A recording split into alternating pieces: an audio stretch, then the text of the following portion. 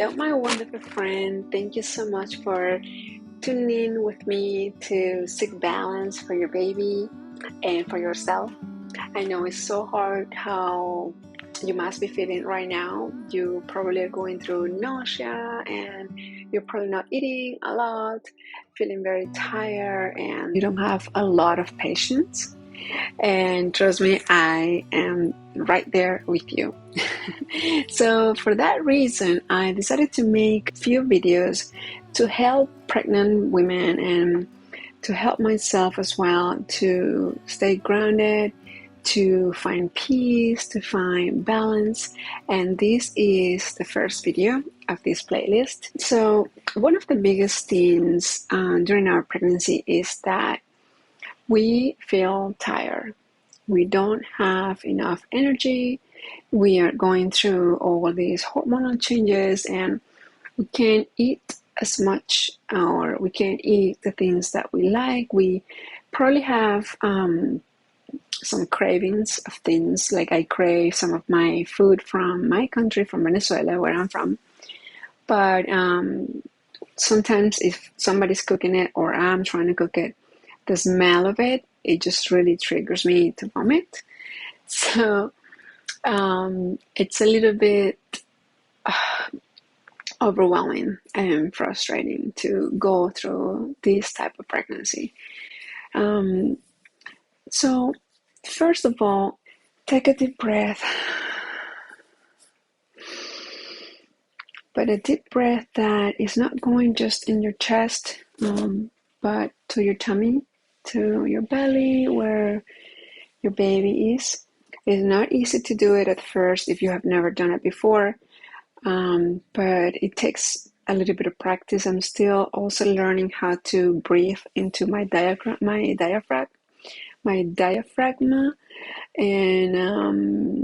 and to my belly, and then directing that breath onto my womb and the baby, of course. The mind plays a big part in it. That is to take a deep breath. You might have to do it a few times, but don't worry about it. Just keep on trying. And I'm going to do it with you so that we can do it together. And as that breath is inside of you, try to think that it's going with where your baby is. It's going there. And it's nourishing your baby, giving life to your baby. I am expecting a boy, so I can imagine him more as a boy. So you can do the same for your baby, if it's a girl or a boy.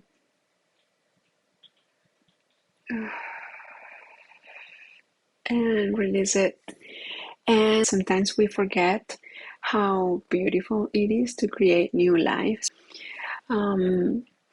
So I want you to come back to that thought and be intentional when you're breathing, and breathe for your baby as well. Bring him or her some air, some new life, some new breath. And that is also going to help you to keep yourself grounded. We have an intimate connection. It's like a link between our mind, our body, and our baby. Our thoughts and emotions are connected with the baby. So I can tell you that depending on how you live your pregnancy and how you feel during your pregnancy and all the things that you go through, that it's going to affect the baby. So that's one thing that is very important to keep in mind, that the baby is feeling everything that you are feeling. So let's try to be more intentional to just really, try to live in peace. Try your best every single day, in the morning, at noon, in the afternoon, in the evening, because everything is going to get to you. And you are the only one who has the power to control your mind, The power to ease your thoughts and your feelings is incredible. I am learning about it myself. And as I'm learning, I just want to share it with you because there is a saying, I don't know where it's from, but the saying says like this: God said, help yourself so that I can help you. So you have to prepare yourself. It also applies for your body, for your mind, for your health. You have to learn how to be happy, how to be healthy. And that's what this video is all about, to help you learn to balance your feelings and your emotions in your mind, those thoughts, those negative thoughts that we go through, especially when we're pregnant. Studies have shown that when a person feels physical or emotionally threatened, the body and the mind shifts to protective mode. Your adrenal hormones squirt out stress hormones such as adrenaline and cortisol. Plus your blood sugar rises and your blood clots a little easier too. And the reason why this happens is to prepare you and your body to respond aggressively, like to solve the problem, either by fighting or by running away like an animal. So I think that being aware of how our body works is one of the first things that we should do as well. Learning about our physiology, learning about how the baby is growing in our belly is profound. I did it for my first two kids. And now, of course, with this one, I'm learning even more. I'm really paying attention to everything. Now that my older kids are older, I go through a lot of stress with them because they're boys, they don't stop. So I have to find a way to manage it and to balance it.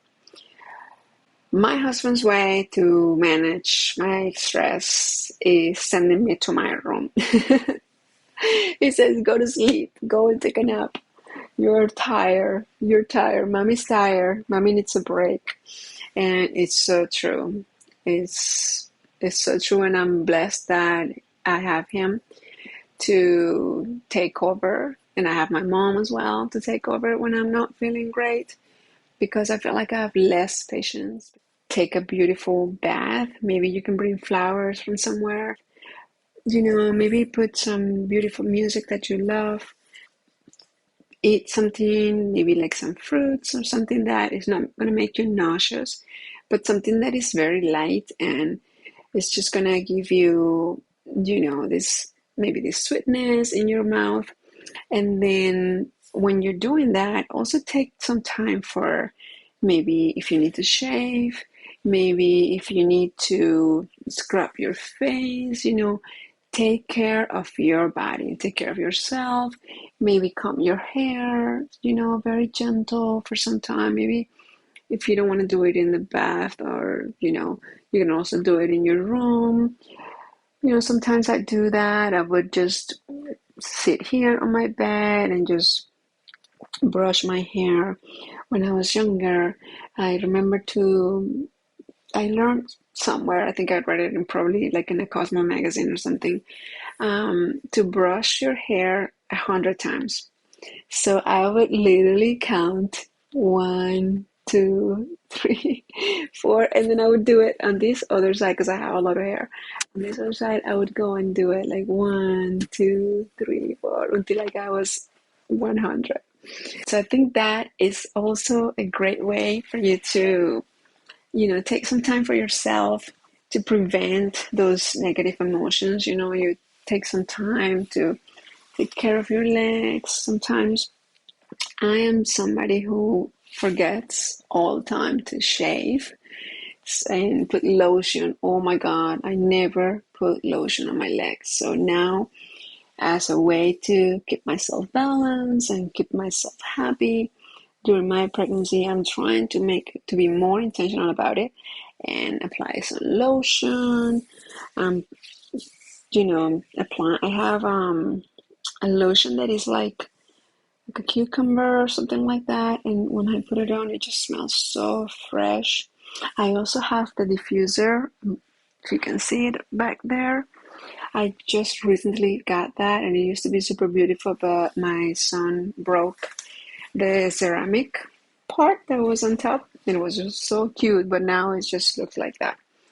But even without that, even without that beautiful cover, I look at it, I see the smoke, that white smoke and the colors, and it really helps me to keep myself balanced. So diffuser, massage, nice shower, nice bath, warm water, something yummy to eat, like a strawberry or blackberries or raspberries, something that you love. Um, oh, another thing, always keep ice with you, whether it is ice cubes, and if you can chop it, so that it gets like really tiny, that is phenomenal. I didn't even know. And when one of my coworkers told me, I was like, this is so true. I actually had it when I gave birth to my other children. They gave me ice chips at the hospital, but I never thought about it. I never thought like the power of it. But now that I've been feeling nauseous and so many different bad things, I started eating that after my coworker told me. And I would just eat this ice and just feel so good and so happy. Another thing that you can do to keep yourself balanced and to keep away negative feelings, negative thoughts during your pregnancy. And this is by writing a list of all your needs, whether it is financial needs, whether it is things that you need for your baby, things you need for your family, for your home, a miracle that you need to happen, um, anything that is in your mind and you need to get done, anything that you need, your groceries, like get a book or a journal, or even on your phone, create something where you can start writing down everything. And the reason why is because you're probably going to have a thought or something, and then the thought is going to come, and you're probably going to be tired or whatever, and you're not going to do it. And then things are going to pile up. And when you realize you have a bunch of stuff to do, a bunch of stuff incomplete. And the reason why I say this is because I am the worst. I do these things all the time. I don't write, but I the reason why I tell you this is because I used to be like that. I used to not write stuff. I used to not put stuff on my calendar, and it was horrible. I would forget even to pay my credit cards. I would forget if I had an appointment. I would forget everything. And so with my husband, we have been trying to keep each other accountable. He reminds me things. He put things on my calendar. He sent me text messages. Hey, put this on your calendar. And then sometimes he calls me and he doesn't get off the phone until I put something on my calendar. So it's great, and it's really going to help you to ease those negative feelings sometimes that you feel is being overwhelmed, because you're going to have control of all your things and everything is going to be in one place. I really love writing on books, but I haven't been so into it because we renovated my apartment and it's just been a lot going on. So I've been using my phone when I'm at work. I just write stuff on my phone. Um, Everywhere, if I'm nursing the baby, my other son, I do that. Just text and just write everything on my phone. The fifth thing is to meditate on what emotions you are having. For instance, one of my biggest emotions that I have right now that is negative is doubt.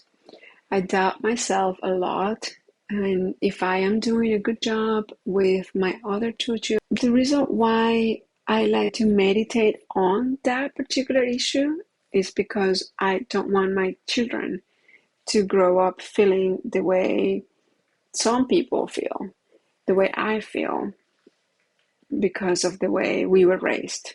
So that's something I meditate so much, and I want to encourage you to meditate on whatever emotion you have that is negative, think about it, maybe write about it, and try to decode why are you feeling this way? What are you afraid of?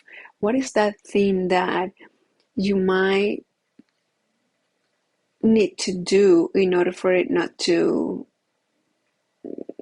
be that way forever? What is that thing that somebody would have done better in order for you to feel different or not to feel that? Just put everything that you might think of on a piece of paper and on your journal and write it down. That would be life changing if you can do that, because a lot of the negative feelings that we have are because of something that happened to us. It's like a mark